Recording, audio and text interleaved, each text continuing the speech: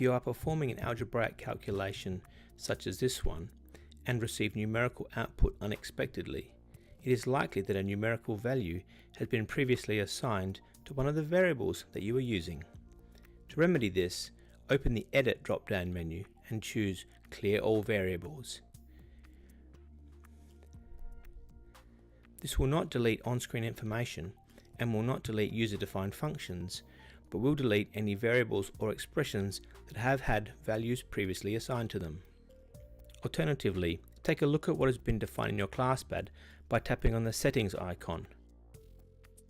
Tap on Variable Manager and then double tap the current folder to see its contents.